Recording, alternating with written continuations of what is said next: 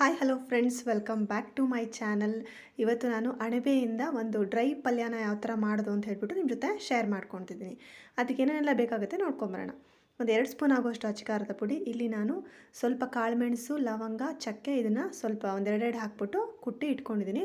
ಜೊತೆಗೆ ಸ್ವಲ್ಪ ಬೆಳ್ಳುಳ್ಳಿ, ಸ್ವಲ್ಪ ಕರಿಬೇವಿನ ಸೊಪ್ಪು, ಜೊತೆಗೆ ಎಣ್ಣೆ, ಒಂದು ಟೊಮ್ಯಾಟೊ, ಒಂದು ಈರುಳ್ಳಿ, ಹಾಗೆಯೇ ಸ್ವಲ್ಪ ಅರಿಶಿಣ ಪುಡಿಯನ್ನು ಕೂಡ ತೊಗೊಂಡಿದ್ದೀನಿ. ರುಚಿಗೆ ತಕ್ಕಷ್ಟು ಉಪ್ಪನ್ನು ತೊಗೊಂಡಿದ್ದೀನಿ. ಹಾಗಿದ್ರೆ ಮಾಡೋದು ಹೇಗೆ ಅಂತ ಹೇಳಿಬಿಟ್ಟು ನೋಡ್ಕೊಂಬರೋಣ. ಮೊದಲಿಗೆ ನಾನಿಲ್ಲಿ ಒಂದು ಬಾಣಲಿಯನ್ನು ಇಟ್ಕೊಂಡಿದ್ದೀನಿ. ಬಾಣಲಿಗೆ ನಾನಿಲ್ಲಿ ಸ್ವಲ್ಪ ಎಣ್ಣೆಯನ್ನು ಹಾಕೋತಾ ಇದ್ದೀನಿ. ಎಣ್ಣೆ ಚೆನ್ನಾಗಿ ಕಾಯಬೇಕು. ಸ್ವಲ್ಪ ಎಣ್ಣೆಯನ್ನು ಹಾಕ್ಕೊಳ್ಳಿ. ತುಂಬ ಜಾಸ್ತಿ ಏನು ಹಾಕೋ ಅವಶ್ಯಕತೆ ಇಲ್ಲ. ಸ್ವಲ್ಪ ಇಲ್ಲಿ ಜಜ್ಜಿಟ್ಟಿರ್ತಕ್ಕಂತಹ ಬೆಳ್ಳುಳ್ಳಿಯನ್ನು ಸೇರಿಸ್ಕೊತಾ ಇದ್ದೀನಿ. ಸ್ವಲ್ಪ ಕರಿಬೇವಿನ ಸೊಪ್ಪನ್ನು ಕೂಡ ಇಲ್ಲಿ ಸೇರಿಸ್ಕೊತಾ ಇದ್ದೀನಿ. ಜೊತೆಗೆ ಈರುಳ್ಳಿಯನ್ನು ಕೂಡ ನಾನು ಇದೇ ಟೈಮಲ್ಲೇ ಸೇರಿಸ್ಕೊತಾ ಇದ್ದೀನಿ. ಈರುಳ್ಳಿ ಸೇರಿಸಿ ಆದಮೇಲೆ ಎಲ್ಲದನ್ನು ಚೆನ್ನಾಗಿ ಫ್ರೈ ಮಾಡ್ಕೊಳ್ಳಿ. ಫ್ರೈ ಆದಮೇಲೆ ಇಲ್ಲಿ ಸ್ವಲ್ಪ ಫ್ರೈ ಯಾವಾಗಾಯಿತು ಆವಾಗ ನಾನಿಲ್ಲಿ ಟೊಮೆಟೊ ಹಣ್ಣನ್ನು ಕೂಡ ಇಲ್ಲಿ ಸೇರಿಸ್ಕೊತಾ ಇದ್ದೀನಿ. ತುಂಬ ಜಾಸ್ತಿ ಏನು ಟೊಮೆಟೊ ಉಪಯೋಗಿಸೋದು ಬೇಡ. ಒಂದೇ ಒಂದು ಟೊಮೆಟೊ, ಒಂದೇ ಒಂದು ಈರುಳ್ಳಿ ಸಾಕಾಗುತ್ತೆ. ಆಮೇಲೆ ಸ್ವಲ್ಪ ಇಲ್ಲಿ ಅರಿಶಿಣ ಪುಡಿಯನ್ನು ಕೂಡ ಸೇರಿಸ್ಕೊತಾ ಇದ್ದೀನಿ.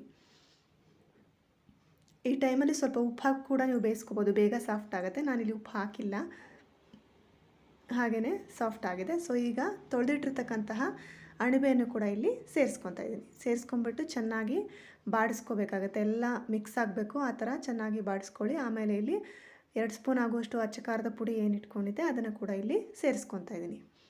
ಸೇರಿಸ್ಕೊಂಡು ಚೆನ್ನಾಗಿ ತಿರುಸಾಡಿ. ಚೆನ್ನಾಗಿ ನೀರು ಬಿಟ್ಕೊಳ್ಳುತ್ತೆ. ನೀವು ಇದಕ್ಕೆ ನೀರು ಹಾಕುವಂಥ ಅವಶ್ಯಕತೆ ಏನಿಲ್ಲ, ಅದೇ ತಾನಾಗಿ ನೀರು ಬಿಟ್ಕೊಳ್ಳುತ್ತೆ. ಈ ಟೈಮಲ್ಲಿ ಕಾಳುಮೆಣಸು, ಲವಂಗ, ಚಕ್ಕೆ ಎಲ್ಲ ಏನು ಕುಟ್ಟಿ ಪುಡಿ ಮಾಡಿ ಇಟ್ಕೊಂಡಿದ್ದೆ ಅದನ್ನು ಇಲ್ಲಿ 1 ಸ್ಪೂನ್ ಆಗುವಷ್ಟು ಇದೆ, ಅದನ್ನು ಇಲ್ಲಿ ಸೇರಿಸ್ಕೊತಾ ಇದ್ದೀನಿ. ಸೇರಿಸ್ಕೊಂಡು ರುಚಿಗೆ ತಕ್ಕಷ್ಟು ಉಪ್ಪನ್ನು ಕೂಡ ಹಾಕ್ಕೊಂಡು ಚೆನ್ನಾಗಿ ಫ್ರೈ ಮಾಡ್ಕೊಳ್ಳಿ. ನೀರು ಹಾಕೋ ಅವಶ್ಯಕತೆ ಇಲ್ಲ, ನೀರನ್ನು ಹಾಕೋಕ್ಕೆ ಹೋಗಬೇಡಿ. ನೋಡ್ತಾ ಇರ್ಬೋದು, ಚೆನ್ನಾಗಿ ಆಲ್ರೆಡಿ ನೀರು ಬಿಟ್ಕೊಳ್ಳೋಕ್ಕೆ ಸ್ಟಾರ್ಟ್ ಆಗಿದೆ. ನೋಡಿ ಎಷ್ಟಿತ್ತು ಅಣಬೆ, ಇವಾಗ ಸ್ವಲ್ಪ ಕಾಣಿಸ್ತಿದೆ. ನೋಡಿದ್ರೆ ನೀರೆಲ್ಲ ಎಷ್ಟು ಬಿಟ್ಕೊಂಡಿದೆ. ಈ ನೀರೆಲ್ಲ ಇಂಗಬೇಕು. ಇದೇ ನೀರಲ್ಲೇ ಅಣಬೆ ಬೇಯ್ಕೊಳ್ಳುತ್ತೆ. ಮತ್ತೆ ಎಕ್ಸ್ಟ್ರಾ ಏನು ಆ್ಯಡ್ ಮಾಡೋದು ಬೇಡ. ಚೆನ್ನಾಗಿ ನೀರು ಬಿಟ್ಕೊಳ್ಳೋ ತನಕನೂ ಕೂಡ ಅದನ್ನು ಚೆನ್ನಾಗಿ ಬೇಯಿಸ್ಕೊಳ್ಳಿ. ನನಗೆ ಸ್ವಲ್ಪ ಗ್ರೇವಿ ಥರ ಬೇಕಾಗಿರೋದ್ರಿಂದ ನಾನು ತುಂಬ ನೀರೇನು ಇಂಗಿಸೋ ತನಕ ನಾನು ಬೇಯಿಸಿಲ್ಲ. ನೋಡಿ, ಅಣಬೆ ಪಲ್ಯ ರೆಡಿನೇ ಆಗೋಯ್ತು. Thanks for watching.